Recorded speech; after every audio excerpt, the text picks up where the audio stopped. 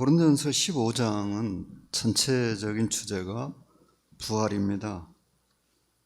34절까지는 부활의 확신에 대해서 말하고 있고, 이제 그 후에는 조금 달라집니다. 부활을 부정하는 사람들에 대해서 답변을 하고 있죠.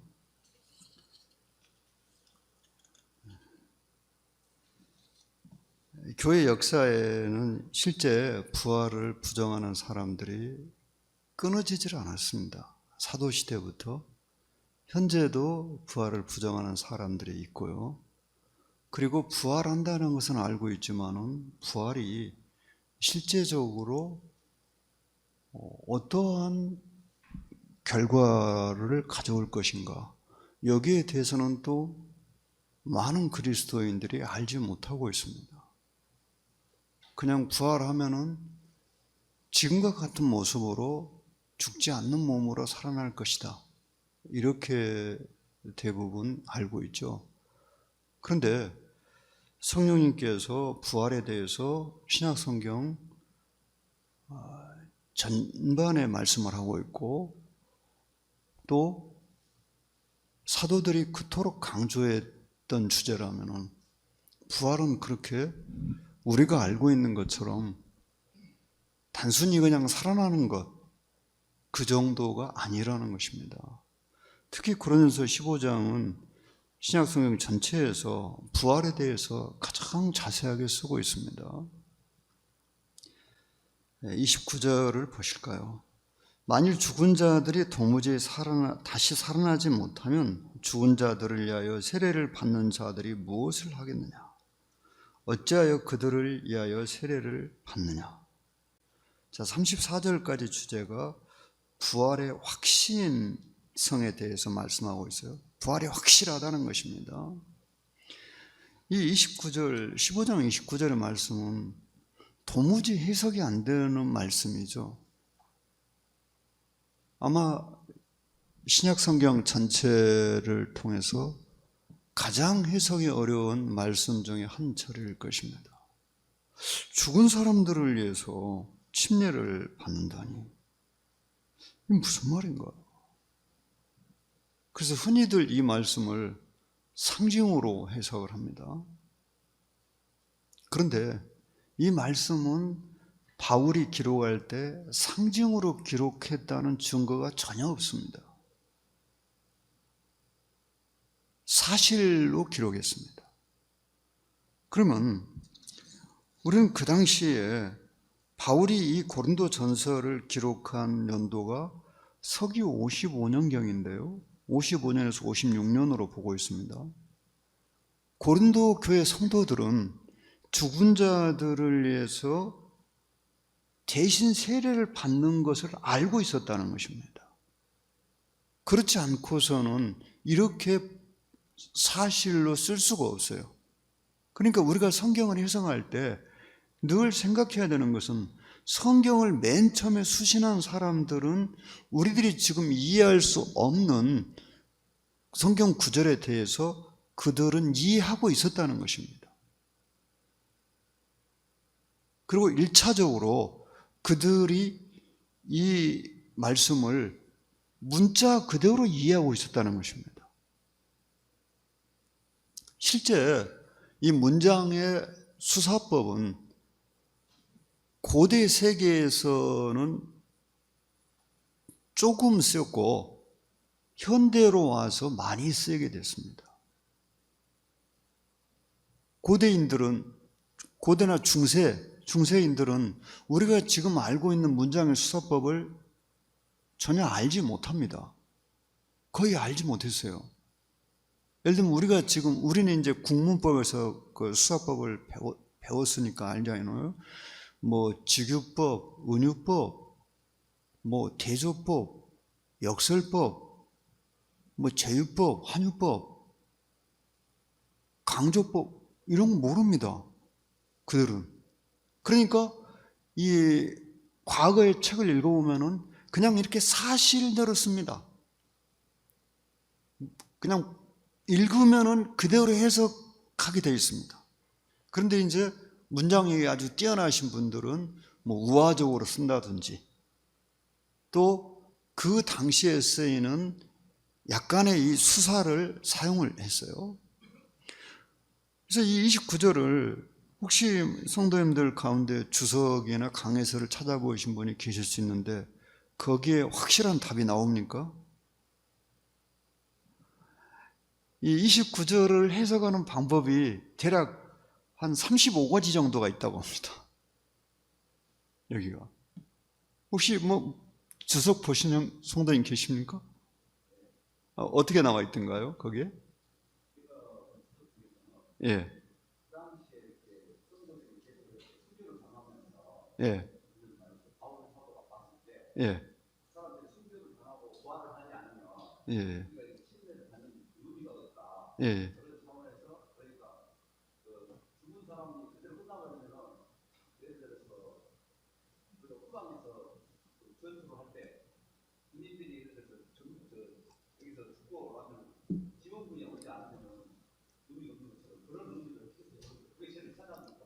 일리엄 맥도날드 형제님 그렇게 해석을 했어요.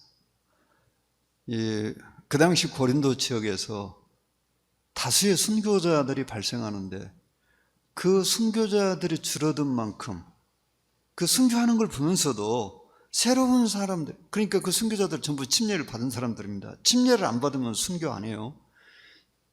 침례를 받으면 순교할 수 있다는 것을 알면서도 그 침례 대열에 계속 섰다는 거예요. 맥도날드 형제님의 해석이. 그런데 만약에 이 말씀이 그런 뜻이라면 고린도 성도들이 어떻게 생각했을까요? 이 부분에 대해서. 제가 맥도날드 형제님이 틀렸다고 하는 게 아니에요. 그분도 여러 주석을 받고 거기서 이제 결론을 내린 거예요. 그런데 이제 입장을 바꿔놓고 생각해 봅시다. 우리가 고린도 성도들이었다. 그런데 여기서 지금 바울이 말한 것이 죽은 자들을 위한 세례를 이 죽은 성도들을 이어서 신앙을 고백한 사람들이 그 침례의 대열에 서서 침례 받은 걸 말했다. 그러면 고린도 성도들이 그것을 쉽게 이해할 수 있었을까요? 전 그 해석을 몇 번이나 봤어요. 전에도 봤고. 근데 늘 마음에 운이 있는 거예요. 이건 아닌 것 같은데. 그래서 그 맥도날드 형제님도 자신의 해석이 유일하다고 말하지 않고 자기가 해석할 때 그렇게 해석하는 것이 무난하다고 이렇게 말을 했어요. 그런데 여기에 이 말씀에 대한 해석을 우리가 정확하게 접근하기 위해서 어떤 방법이 있냐면은 이 성경에 기록된 때로부터 가장 가까운 시기에 여기에 대하여 주석해 놓은 그 글을 볼 필요가 있습니다. 아무래도 시간이 많이 가지 않았기 때문에 더 알기 쉬웠겠죠. 이 서기 55년경에 이 고린도 지역에 어떤 일이 있었는가? 여기서 이 말씀을 자세히 보면요. 29절에 이 말씀이 고린도 성도들이 이렇게 죽은 자를 위해 세례 받았다는 고 쓰여진 게 아니에요. 이 보시면은 너희 중에 그 말이 없잖아요. 이러한 사람들이 있다. 그들이 알고 있어요. 그걸 고린도 성도들이. 근데 부활이 없다면은 그들이 왜 그렇게 하겠느냐? 이게 이제 자기의 주장이 옳다는 것을 논증하기 위해서 타인이 한 말을 자기가 말한 것처럼 인용해다 쓰는 방법이 있습니다. 이 논증법에 우리들 시대에는 그런 법을 쓰지 않습니다. 우리 시대에는 반드시 타인의 주장을 인용할 때는 인용이라고 써야 됩니다. 그러면 이게 뭐가 되냐면 표절이 되는 거예요. 그런데 옛날에는 그렇게 해도 괜찮았어요. 그러니까 타인의 주장을 자기의 이 주장이 옳다는 것을 증명하기 위해서 타인이 말한 것을 내가 말한 것처럼 가져다 쓸 수 있었어요. 근데 바울이 지금 고린도 성도들이 이렇게 했다는 그런 말을 하는 게 아니고 고린도 지방에 이러한 사람들이 있는데 다 아는 거예요. 성도들은 이런 일이 있다는 걸. 그럼 그들이 부활이 없다면 왜 그렇게 하겠느냐? 지금 그렇게 말하고 있는 것입니다. 그러면 이제 이 29절에 대해서 이제 가까운 시대에 살았던 교회 지도자, 이분은 아주 대단히 유명한 분입니다. 유명한 분 정도가 아니고 교회에 그냥 엄청난 영향을 끼친 분이었어요. 대단한 성경학자였고, 요한 크리소스톰이라는 분이 있습니다. 크리소스톰. 그런데 이 크리소스톰이라는 말이 아니라 이름은 어떤 본명이 아니고, 본명은 존이었던 것 같아요. 존 크리소스톰 그러거든요. 이 황금의 입이란 뜻입니다. 크리소스톰은. 그럼 왜 그렇게 불렸느냐? 이분이 교회 역사에 아주 대단한 설교가로 알려져 있습니다. 성경학자일 뿐 아니라. 그래서 그분이 하늘나라 가신데 황금의 입을 말하는 크리소스톰이란 이름으로 성도들이 불렀습니다. 존 크리소스톰, 요한 크리소스톰이 이 부분에 대해서 이런 글을 써놨습니다. 어떤 세례 문답자가 마르시온주의자들 가운데서 죽을 때 그들은 살아있는 사람을 죽은 사람의 침대 밑에 감추고 죽은 사람에게 다가가서 그에게 말을 걸고 그가 세례받기를 원하는지를 묻는다. 그때 밑에 숨은 사람이 그를 대신하여 세례받기를 원한다고 대답하면 그들은 죽은 사람을 대신하여 그에게 세례를 준다. 이런 기록이 있습니다. 크리소스톰이 여기에 대해서 쓴 글 중에. 분명히 이 당시에 고린도 지방에는 죽은 사람을 대신해서 세례를 받는 이것이 있었습니다. 그런데 이것이 교회 안에 있었던 것이 아니고, 이 마르시온주의라는 것은 사실은 기독교와 관련이 있습니다. 기독교의 이단입니다. 그러니까 제가 전 시간에 말씀드렸죠. 교회사에 처음 이단이 어떤 사람들이냐? 처음 이단이 율법주의자. 갈라디아서에 나오잖아요. 율법을 지켜야 완전한 구원을 받는다. 그리고 그 율법주의자들과 비슷한 시기에 조금 더 있다가 나온 것이 이제 영지주의라는 것입니다.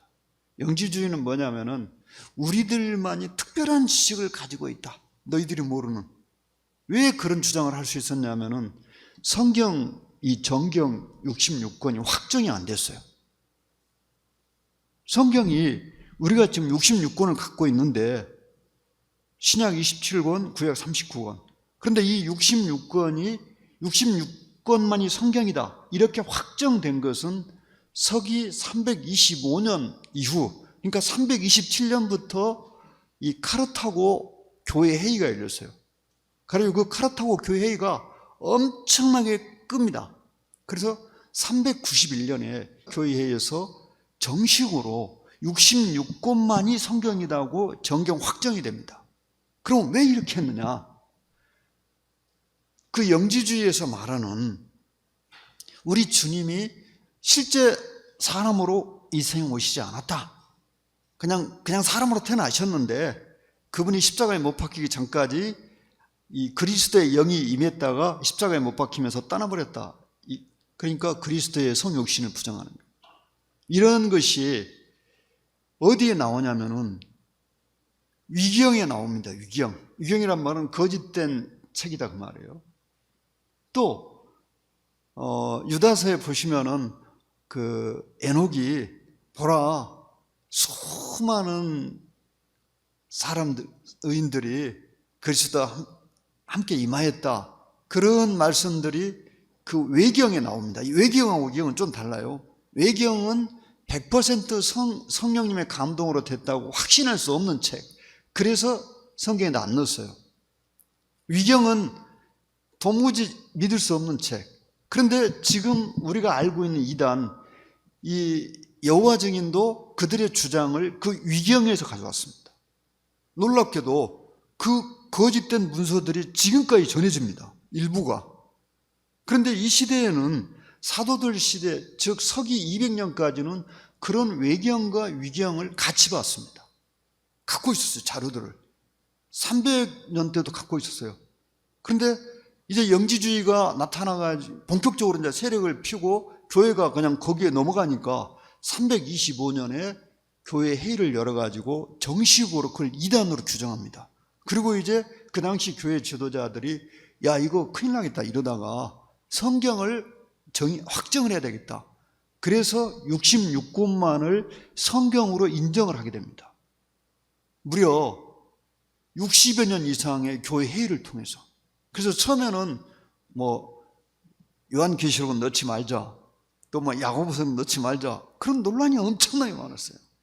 그런데 결국은 391년에 지금 우리가 갖고 있는 66권이 확정이 되면서 이단들이 주장하던 것들이 다 거짓말이라고 교회에서 선언을 하게 됐습니다. 여기에 그 당시에 오늘날로 말하면 여호와 증인과 비슷한 사람, 영지주의라고 하는데요. 마르시온주의라는 것, 영지주의의 이 시조가 사실은 아리우스가 아니고 이 마르시온이었습니다. 마르시온이라는 사람은 아리우스보다 훨씬 더 앞에 사람이거든요. 이 마르시온은 서기 84년에서 160년까지인가 살았던 사람입니다. 근데 이 사람이 이 오늘날 여호와 증인의 주장을 막 교회에 퍼뜨렸어요. 근데 그 마르시온주의자들이 이렇게 했다는 거예요. 근데 그들이 기독교 밖에 있는 자들이 아니고 기독교 안에 있는 이단이었어요. 그러니까 고린도 성도들도 다 알고 있었던 거예요. 그러니까 오해하시면 안 돼요. 이것은 정통 교회에서 한 것이 아니고 이단 사상을 가진 자들이 이렇게 했다는 거예요. 죽은 자들을 대신해서 침례를 받았다는 것입니다. 이것이 제가 볼 때 역사적인 기록이나 또 이 성경을 해석하는 분들의 기록을 종합해 볼 때 이것은 실제로 있었던 일이고, 그럼 누가 그렇게 했느냐? 마르시온주의자들이 그렇게 했다는 거예요. 하지만 정통교회에서는 이렇게 하지 않았습니다. 이것을 여러분이 명심하셔야 됩니다. 또 어찌하여 우리가 언제나 이업을 무릅쓰리? 형제들아 내가 그리스도의, 자 30절과 31절에 우리들이 조금 이해하기 어려운 말씀이죠. 사실 이 15장 후반부는 참 이해하기 어려운 말씀들로 가득합니다. 그냥 읽어가지고 무슨 말인지 잘 이해가 안 되는, 이거 딱 읽고 이 무슨 말씀 다 알았다고 여러분이 하신다면은 여러분이 착각을 하셨거나 아니면 잘못 이해한 것입니다. 자, 여기서 나는 날마다 죽는다. 어떻게 사람이 날마다 죽을 수 있습니까? 한 번 죽으면 끝인데 날마다 죽을 수 있겠습니까? 그럼 여기서 이 죽는다는 이 표현이 실제 생명이 끊어진 걸 말하는 거 아니겠죠? 무슨 말이냐면 죽음의 위험에 노출되어 있다 그 말입니다. 언제든지 죽을 수 있는. 바울이 복음을 전하고 이렇게 선교 여행을 하면서 바울을 죽이려고 하는 사람들은 무수하게 많았습니다. 또 선교 여행하다가 배가 침몰해가지고 죽을 수도 있었고요.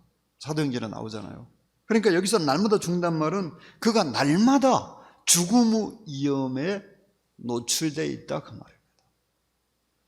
그리고 32절에 또 이제 이해하기 어려운 말씀이 있죠. 내가 사람의 방법으로 에베소에서 맹수와 더불어 싸웠다면 내게 무슨 일이 있어요? 이 말씀은 얼른 생각할 때는 싸우지 않았던 것처럼 보이잖아요. 싸우지 않았던 것처럼 실제로 싸웠어요. 싸웠다고 그랬잖아요. 그런데 사람의 방법으로 싸웠다는, 그러니까 사람의 방법으로 싸우지 않았다는 거죠. 이 말씀은 영어 성경을 보시면 더 그냥 쉽게 나옵니다. 싸웠어요, 분명히. 그러면 이 맹수가 뭔가? 로마에서 콜로세움 그 원형 경기장 안에서 죄수들을 처형하는데 굶주린 사자나 호랑이를 풀어가지고 사람하고 싸우게 하는데 사람이 그 맹수를 죽이면 그 사람 살려줍니다. 그걸 말하는 건가? 아닙니다. 이 당시의 기록을 보면은, 이 기록 말고요, 이 당시의 문헌들이 있는데, 다른 교회 지도자도 이레니우스인가 쓴 글에 그런 것이 나옵니다. 나는 어디서부터 어디까지 2마리의 표범과 같이 갔다 그럽니다. 사람이 표범하고 어떻게 같이 가겠어요? 맹수와 같은 사람, 맹수와 같이 사나운 사람과 싸웠다는 거예요. 사람의 방법이 아닌 하나님의 방법으로 여기서요. 그러면 왜 그렇게 해석하는 것이 확실하냐면, 로마 시민권자는, 저도 고린도서 15장 공부하면 처음으로 알았어요. 사형을 시킬 때 절대로 맹수한테 밥으로 줄 수 없답니다. 로마 시민권자는. 그러니까 우리가 로마 시대에 많은 사람들이 저 콜로세움 원형 경기장 안에서 맹수에게 잡혀먹혔다고 알고 있잖아요. 그런데 로마 시민권자는 법으로 그걸 금지했답니다. 사형을 시킬 때 그 사형수라 할지라도 맹수에게 줄 수 없게 되어 있다. 맹수와 싸우게 할 수 없답니다. 그러면은 여기서 맹수가 실제 맹수가 아니고 사람이라는 것이 분명히잖아요. 왜? 바울은 로마 시민권자였어요. 그래서 성경을 해석할 때 그 당시의 문화, 그 당시의 법, 이것을 조사하지 않으면 원래 뜻과 전혀 다른 해석이 나옵니다. 그래서 여기서도 맹수와 같이 사나운 사람을 말하는 것입니다. 그런데 이 사건이 구체적으로 어떠한 사건이었는가는 확 밝혀지지 않았습니다. 사도행전에서 우리는 그 디오드레베입니까? 저 은장색 데메드리오? 그 은장색이 이렇게 그냥 바울을 대적해가지고 싸웠는데 데모를 일으켰는데 그 사건이 아니라고 봅니다. 여기서는 실제 데메드리오하고 바울이 막 싸운 적은 없잖아요. 속지 말라. 그런데 여기서 죽은 자가 다시 살아나지 못한다면 내일 죽을 터니 먹고 마시자 하리라. 32절에 이제 후반의 말씀이요. 무슨 말이냐면, 부활이 없다면은 이 세상에서 잘 먹고 잘 사는 것이 최고의 인생이라는 것입니다. 우리가 말을 할 때 이 착한 마음이 때로는 실수를 저지릅니다. 하나 예를 들어볼게요. 주님 위해서 일하는데 무슨 상까지 받으려고 그래. 그렇게 생각하십니까? 그냥 주님을 사랑하는 마음으로 하면 되지. 그게 옳은 생각일까요? 얼마나 착한 생각입니까? 근데 평생 동안 그렇게 할 수 있을까요? 평생 동안? 단기간은 할 수 있겠죠. 그리고 성경도 그렇게 말씀하지 않았습니다. 성경은 분명히 주님을 위한 수고에는 보상이 따른다고 그랬어요. 그리고 상 받기를 사모하라고 그랬어요. 말씀에 분명히 상 받기 사모하라고 했는데 그냥 무슨 상까지 받고 그래. 구원해 주신 것만으로도 엄청난데, 그게 대단히 착한 말이고 믿음의 말인 것 같지만 성경과 다릅니다. 그래서 성경과 다른 건 안 맞는 거예요. 성경에 가르치는 말씀과 다르게 말하면 똑같은 주제에 대해서 어떤 사람은 그래요. 나는 그냥 내세가 없다 해도 그리스도인이 됐을 것입니다. 천만에요. 그건 틀린 생각입니다. 만약에 우리가 부활이 없다면, 영원한 세계가 없다면 우리 그리스도인 될 필요 없어요. 그리스도인 되면은 참고 살아야 되고 또 예수님을 위해서 고난을 받아야 되는데, 내세가 없어, 부활이 없어요, 그냥 끝이요, 죽으면 뭐들로 그리스도인 됩니까? 여기서 말씀한 대로 잘 먹고 잘 살아야지. 그러다 죽어야지. 끝나버리니까. 그러니까 부활이 없다면은 지금 바울이 하는 말이 그거예요. 부활이 없다면은 이렇게 사는 것이 낫다는 것입니다. 속지 말라. 악한 동무들은 선한 행실을 더럽히나니 깨어 의를 행하고 죄를 짓지 말라. 하나님을 알지 못하는 자가 있기로 내가 너희를 부끄럽게 하게 말하라. 자, 34절에 또 후반에 있는 말씀. 자, 여기서 바울은 속지 말라고 그랬어요. 우리는 이단을 막 나쁜 인간들이라고 비판합니다. 그런데 이단한테 누가 속습니까? 신실한 그리스도인들이 이단한테 속습니까? 이 보면은요, 이단에게 속는 가장 많은 그리스도인이 누구냐면 교회 집회에 잘 안 나오는 분들, 주일에만 간신히 나오는 분들. 그러니까 이단에게 빠진 그 사례를 조사해 보면은 그냥 답이 나와요. 그러니까 신앙을 지키는 가장 쉬운 방법은 뭐냐면 집회에 성실하게 참석하는 거예요. 집회, 정규 집회에 소홀히 모이는 사람들이 이단에 빠져 들어갔습니다. 또 이제 개중에 특별한 경우가 있어요. 아주 열심히 있는데 그 열심이 너무 지나쳐가지고 또 이단에 빠지는 경우도 있습니다. 근데 그런 분들을 이야기를 해보면은 굉장히 자기의가 강합니다.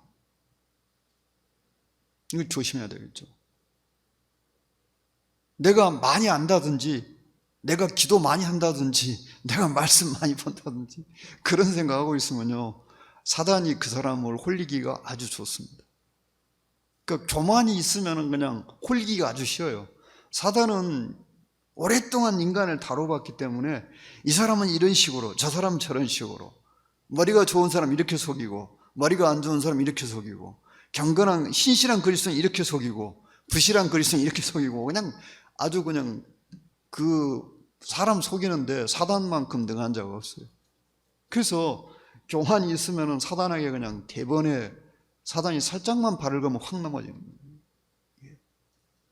그래서 조심해야 되겠죠.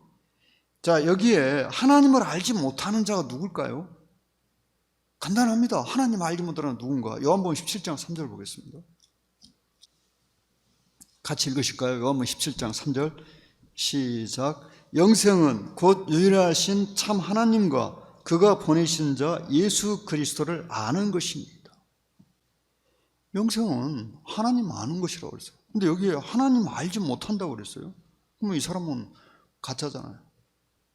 교회 안에 있는데 가짜요. 구원 안 받았어. 분명히 성경은 구원받은 사람 하나님 안다고 그랬어요. 그럼 여러분이 생각할 때 여기서 아이고 34절에 그냥 하나님을 잘 알지 못하는 거 말은 천만에요. 딱 보면요, 이 문맥이 하나님에 대해서 전혀 모르는 사람이에요. 하나님과 전혀 상관없는 사람 말하는 거예요. 그럼 이들이 누구냐? 구원받은 척하고 교회 안에 들어와서 지식은 많으니까 성경을 가르치는 사람, 거짓 교사들이에요. 이들이 이 부활이 없다고 주장하는 사람들, 그들이었어요. 주님께서 부활하셨고 주님께서 부활을 말씀하셨는데 부활이 없다고 말한다면 그 사람은 주님과 아무 상관이 없는 사람입니다. 그럴 거 아니겠습니까? 주님이 제일 먼저 부활하셨고 주님이 부활을 말씀하셨어요. 어떤 자는 생명의 부활로, 어떤 자는 심판의 부활로, 요한복음 나오잖아요. 이렇게 주님 분명히 말씀하셨는데 부활이 없다고 하는 거예요. 성경은 잘 안다고 하면서. 그럼 그것은 주님과 아무 상관없는 사람이죠. 가짜입니다. 그 교회는 거짓 선생들, 거짓 교사를 분별해야 돼요. 분별할 수 있어야 돼요.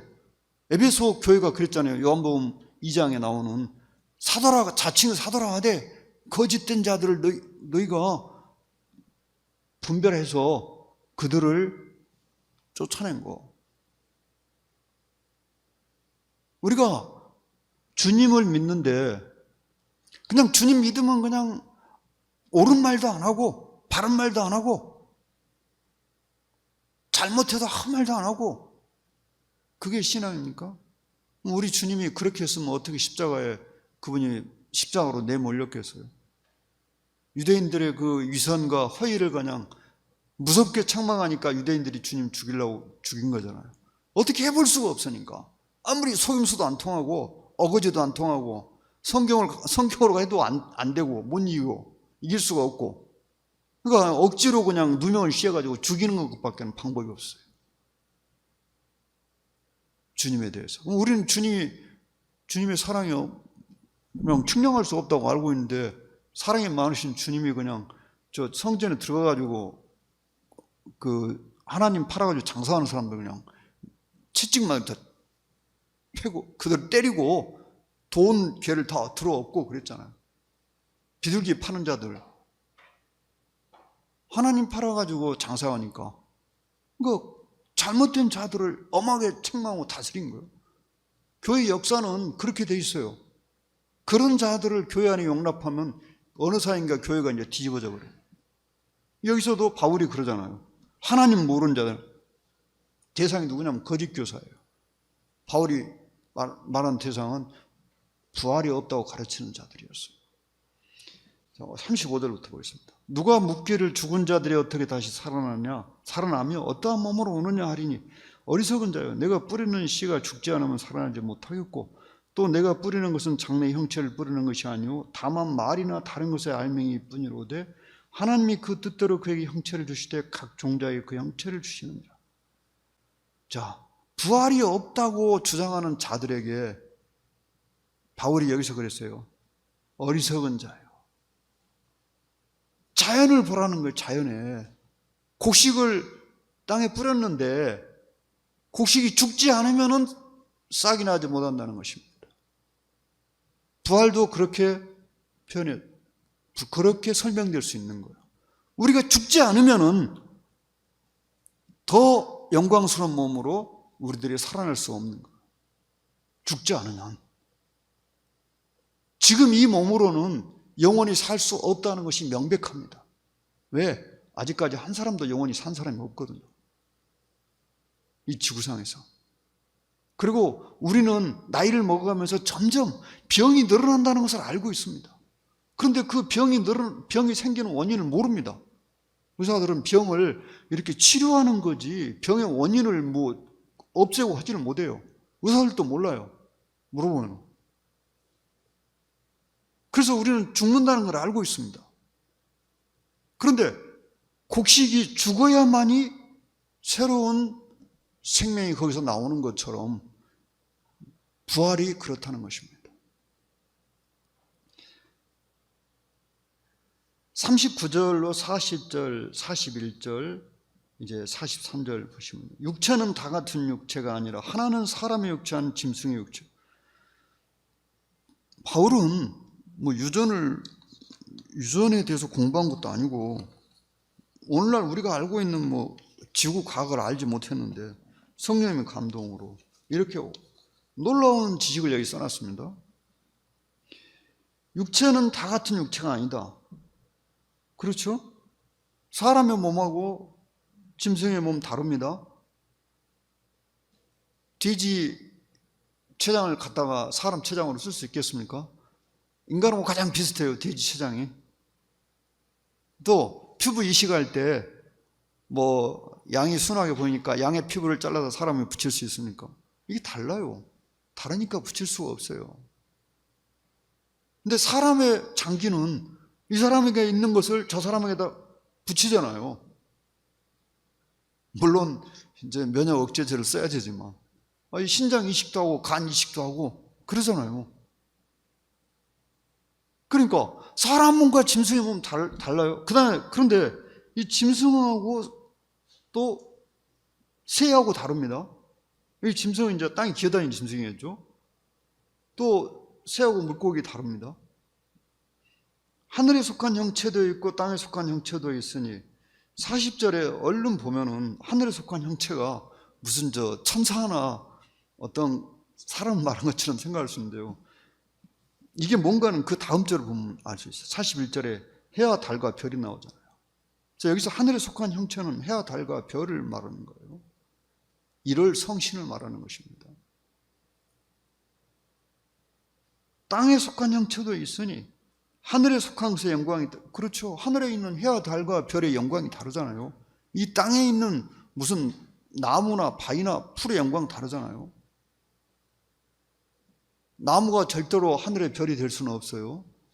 그리고 나무가 하늘의 별의 역할을 할 수도 없습니다. 그런데 해와 달의 영광이 다릅니다.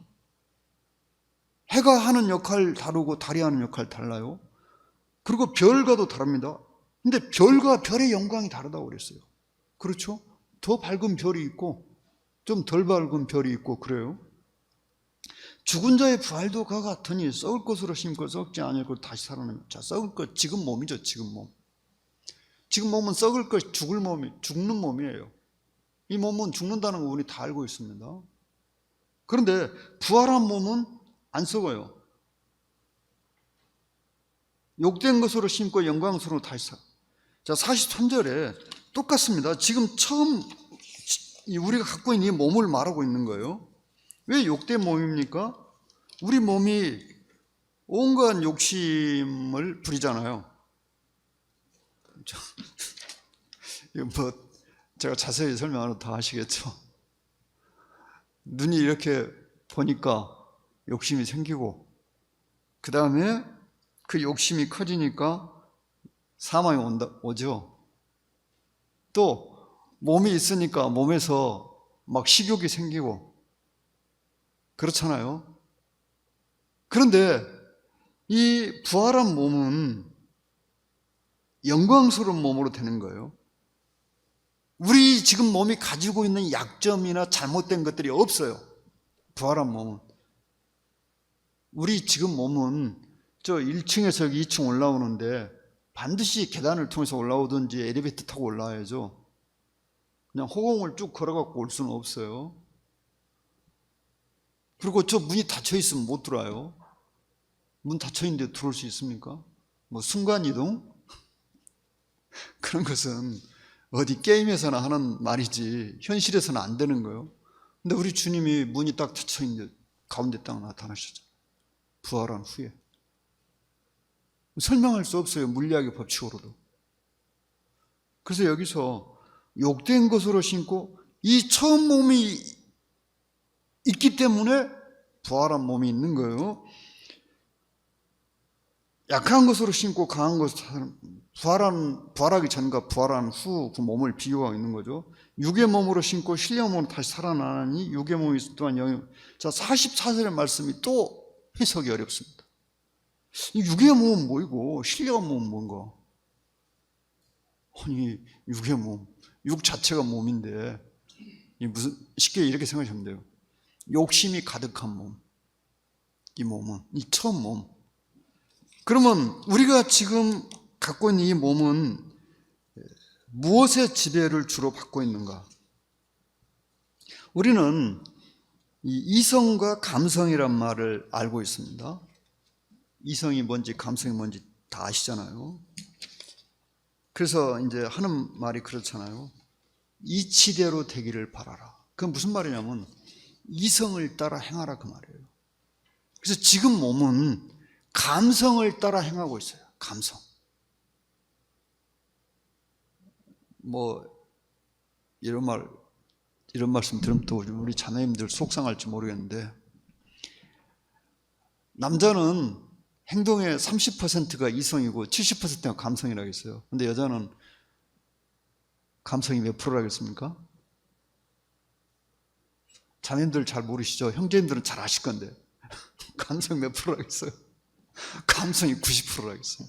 이성이 10%고. 근데 남자도 감성이 70%요. 이성은 30%고 엄청 봐줬는데도. 그러니까 지금 몸은 이 혼을 따라서 행동하는 거예요. 대부분. 혼. 감성을 따라서. 영을 따라 행동하는 게 아니에요. 왜? 영이 죽었거든요. 영이 지금 마비 상태예요. 주님 믿으면 영이 이제 깨어나는 거예요. 근데 깨어나긴 깨어나는데 이제 안개 속으로 걷는 것처럼 흐릿한 영이 있고, 주님 믿었는데도 왜? 이게 욕심이 너무 많아. 죄하고 지금 너무 친하게 지내고 있어. 그러니까 그런 경우는 이 영이 지금 안개 속을 거니는 것처럼 희미하게 지금 깨어나 있는 거예요. 근데 이건 이제 평생 동안 우리가 이루어 가야 되는 거예요. 우리의 영이 밝아지기 위해서 그건 계속해서 경건히 연습해야 되겠죠. 그런데 앞으로 부활한 몸은 신령한 몸이 되는 거예요. 전적으로 영의 지배를 받는. 그리고 그 영도 온전해진 영이에요. 감성의 지배를 받지 않아요. 45절에 기록된 바 첫사람 아담은 생명. 여기서 44절은 현재 몸은 혼의 지배를 주로 받고 있고 부활한 몸은 완전히 영의 지배를 받는다고 이렇게 해석하시면 됩니다. 기록된 바 첫사람 아담은 생명이 되었다 한것 같이 마지막 아담은 살려준 영이 되었다. 자, 첫사람 창세기 2장 7절의 말씀을 여기서 인용했죠. 생명이 됐다 그 말은 산 사람이 되었다 그 말입니다. 몸을 그냥 그러니까 인형이라고 생각하시면 돼요. 인형. 하나님께서 흙으로 사람 몸을 만드셨어요. 근데 그게 사람이잖아요. 사람이잖아요. 그런데 이제 정확하게 말하면 인형이잖아요. 인형. 사람 모양이잖아요. 이게 살아있지는 않아. 사람 모양이지만. 근데 거기에 하나님 생기를 불어넣으니까 이제 산 사람이 됐어요. 산영이란 말이 그냥 살아있는 사람 이렇게 생각하시면 돼요. 그런데 마지막 아담은 2명입니다. 아담이 막 한 10명 되는 거 아니에요.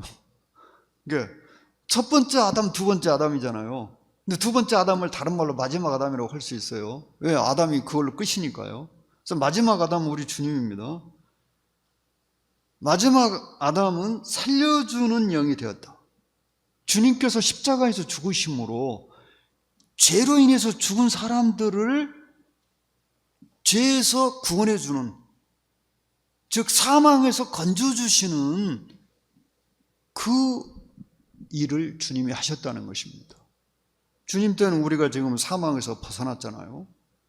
첫사람은 땅에서 났으니 흙에 속한 일, 둘째, 그렇죠.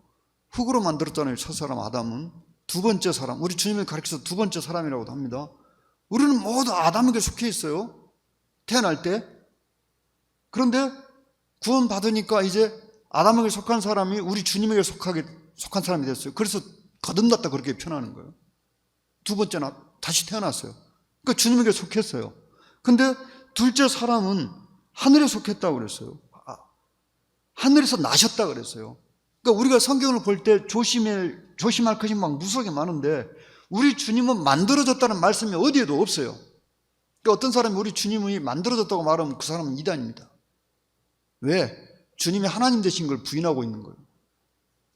성경은 분명히 성부 하나님께서 우리 주님을 낳았다고 그랬어요. 낳았다. 만들었다고 하시지 않았어요. 뭐 그게 그거 아닙니까? 그렇게 생각하세요? 그러면 여러분 우리가 인형 만들어 놓고 이 인형 내가 낳았다 그렇게 말할 수 있겠어요? 천만에요. 만든 거하고 낳은 거하고는 전혀 다른 것입니다. 하나님으로부터 났어요. 우리 주님은. 무릇 흙에 속한 자들은 저흙에 속한 자 같고, 흙에 속한 자들이 누굽니까? 구원받기 전에 그 사람이죠. 현재 구원 못 받은 사람들. 무릇 하늘에 속한 자들은 저 하늘에 속하냐? 구원받은 사람들은. 이제 우리 주님과 같다는 거예요. 얼굴이 같다는 게 아니에요. 도덕 상태가요. 거룩해졌어요. 하지만 능력은 차이가 있어요. 지혜도 차이가 있고, 주님과 같다는 말씀을 모든 것이 주님과 같아 이렇게 생각하시면 안 돼요. 도덕적으로 주님과 같게 됐어요. 우리가 흙에 속한 자의 형상을 입은 것 같이 또한 하늘에 속한 이의 형상을 입으리라. 이제 부활을 말씀하고 49절에서 앞으로 우리들이 하늘에 속하니 영원히 사는 몸으로 부활하는 것입니다. 여기서도 미래형으로 말했잖아요. 입으리라 그랬잖아요. 부활은 지금 이루어진 게 아니잖아요. 앞으로 부활할 것입니다. 형제들아 내가 이것을 말하노니 혈과 육은 하나님 나라를 이어받을 수 없고 또한 썩는 것은 썩지 아니한 것을 유혹으로 받지 못하느니라. 모두 여러분이 우리 주님이 부활하신 후에 주님이 자신에 대해서 말씀한 걸 이렇게 보시면은 그걸 발견하셨는지 모르겠는데 이건 보통 예리한 시각이 아니면 발견할 수 없어요.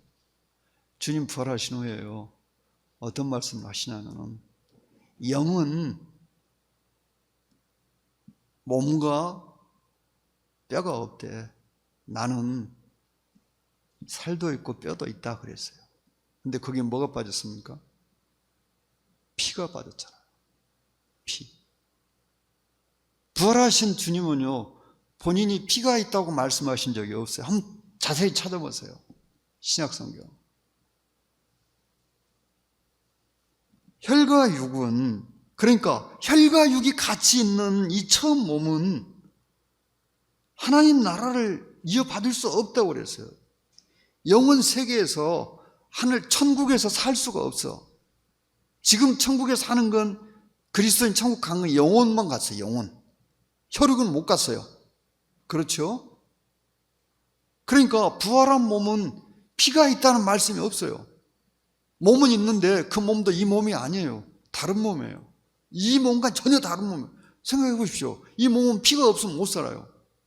근데 이 피가 없는 몸이라면 전혀 다른 몸이잖아요.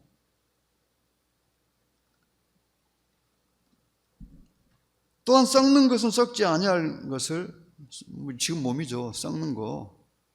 썩지 않는 천국의 저 영원한 유업을 받을 수 없죠. 보라, 내가 너에게 비밀을 말하노니 우리가 다 잠잘 것이 아니요 마지막 나팔에 순식간에 우리는 다 변하리라. 자, 여기서 순식간이란 말이 그냥 글자 그대로 해석하면 눈 한 번 깜짝 하는 시간.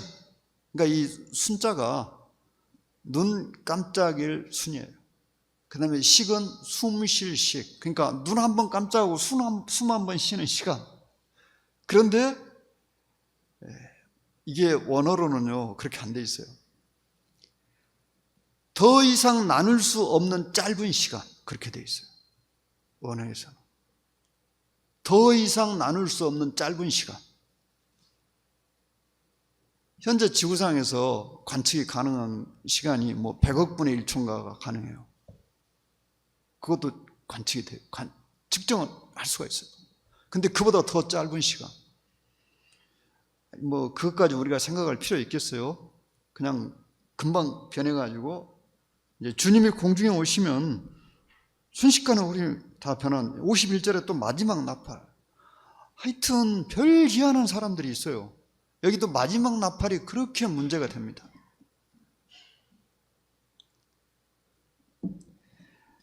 형제 자매님들께서 그런 사람들을 안 만나는 게 제일 좋고요. 근데 뭐 어쩌다 보면 만날 수도 있잖아요. 그래서 어떤 주장하는 사람이 나왔냐면 교회가 한란 통과한다.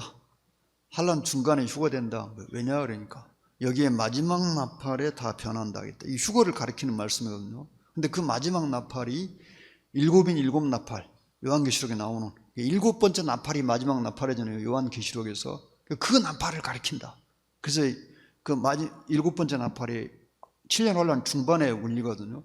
그래서 중간에 휴거된다. 그럼 3년 반 동안 이제 죽을 힘을 다해서 믿음 지켜야 되겠죠. 그 주장이 맞다면은 그런 주장을 해요. 그래가지고 그 성경을 잘 모르는 사람들을 수없이 속이고 있어요. 마땅히 대답할 말이 없잖아요. 그런데 그 주장이 왜 틀렸는지 말씀드릴게요. 두 가지로. 자, 7년 환란 때 울리는 마지막 나팔은 그들이 말하는 것처럼 일곱인 일곱 나팔의 일곱 번째 나팔이 아닙니다. 7년 환란 때 울리는 마지막 나팔, 마태복음 24장을 보겠습니다. 24장 29절에요.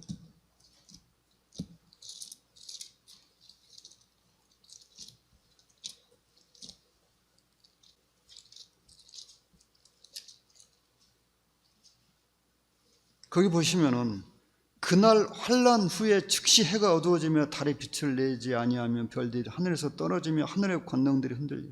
그때 인자의 징조가 하늘에서 보이겠고 그때 땅의 모든 족속들이 통고하며 그들이 인자가 구름을 타고 능력과 큰 영광으로 오는 것을 보리라. 그가 큰 나팔 소리와 함께 천사들을 보내리니 29절에 그날 환란 후에 하니까 7년 환란 끝나고 그 말 아니에요.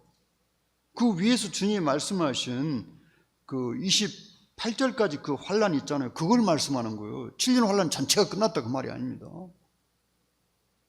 그 위에 사람들이 몽땅 죽는 그 환란이 끝난 후에 주님이 지상에 재림한다고 그러죠. 주님이 지상에 재림하는 그 시간은 다 7년 환란 속에 들어가 있습니다.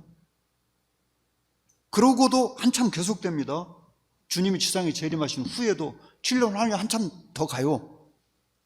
그래도 7년이에요. 그러니까 주님이 지상 재림할 때 7년 환란 마지막 날에 재림하시는 게 아니에요. 환란 후반에 재림하십니다. 그런데 주님이 지상에 재림해야 큰 나팔이 울린다고 했어요. 그러면 당연히 7년 환란에 울리는 마지막 나팔은 여기에 나오는 이 나팔이잖아요. 근데 일곱인 일곱 나팔의 일곱 번째 나팔은 환란 중반에 울립니다. 주님이 지상에 재림하기 전에 울리는 거예요. 그 나팔은. 그러니까 마지막 나팔이 그 일곱 번째 나팔이 될 수가 없어요. 여기에 울리는 나팔이 마지막 나팔이에요. 31절에. 이 시간상으로 분명한 간격이 있어요. 그 다음에 여기서 15장 51절에 이 마지막 나팔이 일곱 번째 나팔이 될 수 없다는 것은, 자, 생각해 봅시다.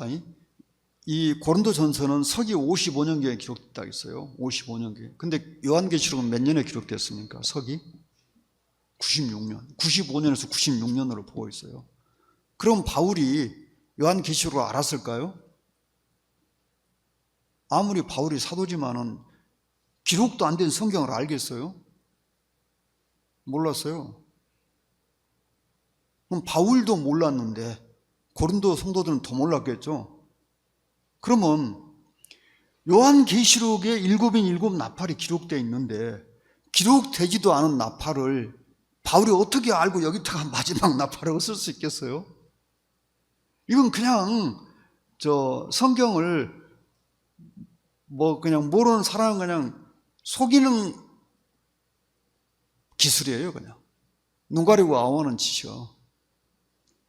여기서 마지막 나팔이 이 고린도 성도들에게 고린도 전서를 통해 알려질 때는 요한계시록에 나오는 일곱 번째 나팔은 아무도 몰랐어. 이 지상에 있는 그리스도인들은 아무도 몰라. 왜? 요한계시록이 이때로부터 한 40년 후에 나왔으니까 어떻게 알겠어요? 기록도 되지 않았는데.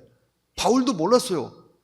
7년 환란이 일곱인 일곱 나팔 일곱 대접으로 진행된다는 것을 바울도 알 수가 없었어요. 요한계시록이 없었으니까. 요한계시록이 나온 후에야 알 수 있었던 거예요. 그런데 바울이 그 요한계시록에 나오는 일곱 번째 나팔을 여기다 쓸 수 있겠어요? 무슨 이지상으로 도무지 말이 안 되는 이야기를 하고 있어요. 그래가지고는 그걸 그냥 막 우기는 거예요. 그래서 교회가 7년 환란 중간에 휴가된다고. 왜 그러냐니까. 여기 마지막 나팔이 일곱 번째 나팔. 자, 그렇게 주장하는 그 사람 이렇게 보면서 어이가 없죠.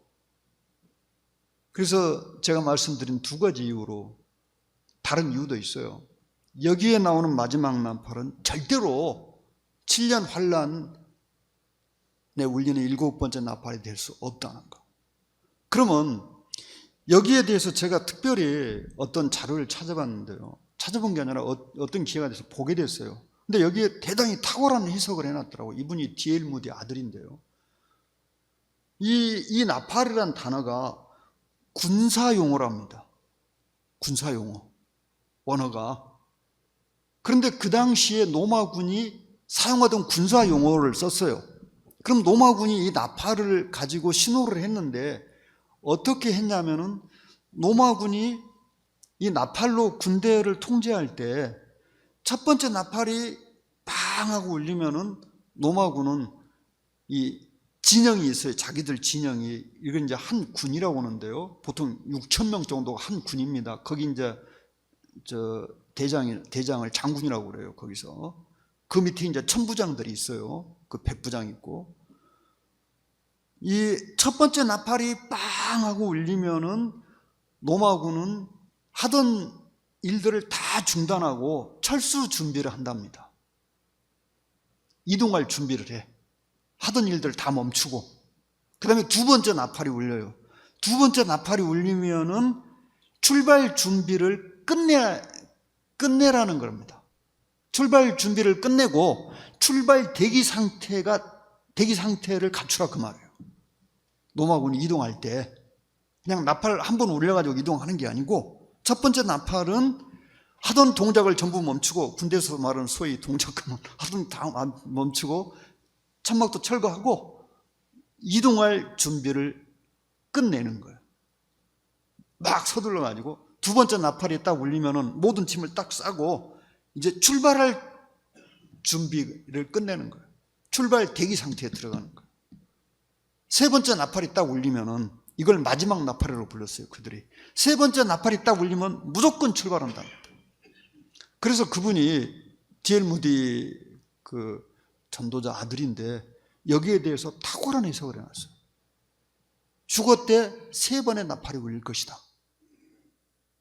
뭐 우리가 아직 휴거를 안 당했으니까 모르지만 휴거 때 그냥 나팔 한 번 울리고 휴거되는 게 아니고, 그래서 이상하게 여기에 한 번 딱 울리면은 마지막 나팔이라고 쓸 일이 없잖아요. 나팔 소리가 들리면 그렇게 써야겠죠. 근데 여기서 마지막 나팔이라고 했잖아요. 근데 이 나팔이 그 당시 로마 군대가 쓰는 군사 용어로 기록됐다. 그래서 그분이 그런 해석을 내놨는데 제가 그 해석을 읽으면서 타당성이 있다고 봤습니다. 근데 그 책 제목을 제가 본 지가 하도 오래돼가지고 기억이 안 나요. 뭐 찾아보면 있겠지만.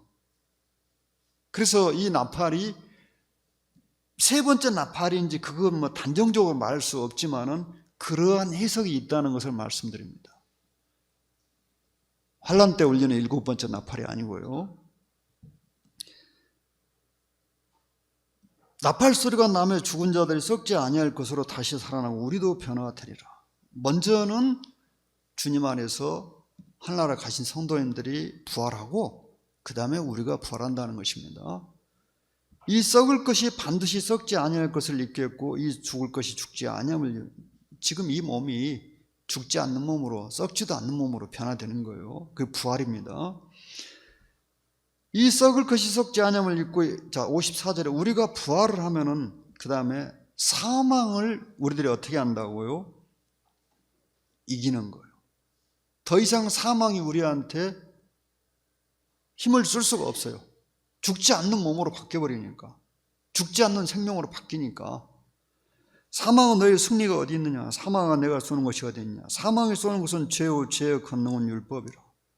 자, 죄가 없으면 사망이 없어요. 우린 이미 죄 없어졌습니다. 율법도 우리한테는 죽었어요. 우리가 율법에 대해서 죽었다고 그랬어요, 성경에서. 그러니까 사망이 우리에게 아무 힘을 쓸 수 없게 됐어요. 우리 주 예수 그리스도로 말미암아 우리에게 승리를 주시는 하나님께 감사하는, 모두 주님 때문에 그렇게 됐어요. 그러므로 내 사랑하는 형제들아, 견실하며 흔들리지 말고 항상 주의 일에 더욱 힘쓰는 자들이 되라. 이는 너희 수고가 주 안에서 헛되지 않은 줄 알아. 주님을 위해서 수고한 것은 절대로 헛되지 않는다는 거예요. 아무리 작은 일이라도. 부활이 없다고 주장하는 그 이상한 인간들 거기에 속지 말고, 또 우리들도 이단의 그 이상 야릇한 가르침에 속지 말고. 어떻게 만속할 수 있을까요? 그냥 제가 쉽게 말씀드릴게요. 집회에 그냥 꼬박꼬박 참석하시면 됩니다. 간단합니다. 우리나라에 이단 빠진 사람들 데려다가 재교육시켜가지고 바로잡는 사람, 저기 안산 상록교회 진용식 목사, 그 양반이 그랬어요.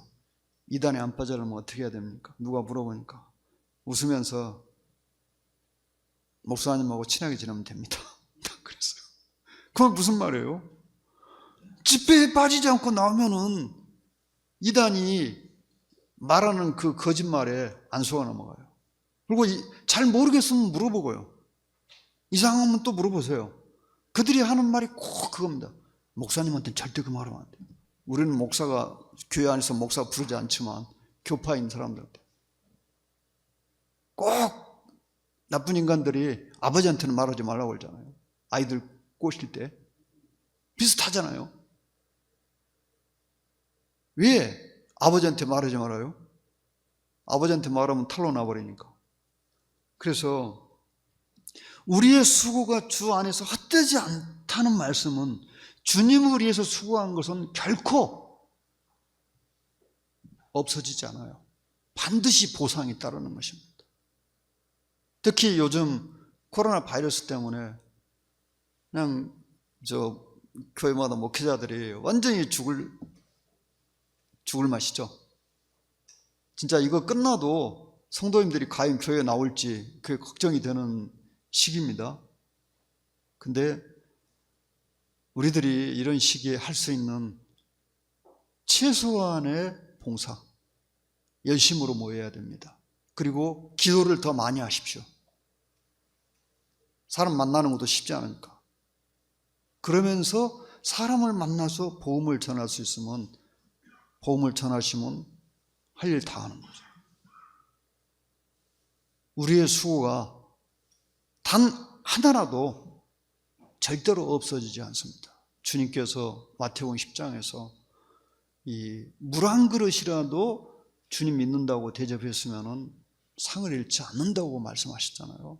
그래서 성도님, 형제 자매들께서 이렇게 바이러스 와중에도 모이기를 힘쓰신 것에 대해서도 우리 주님 분명히 보상하실 것입니다.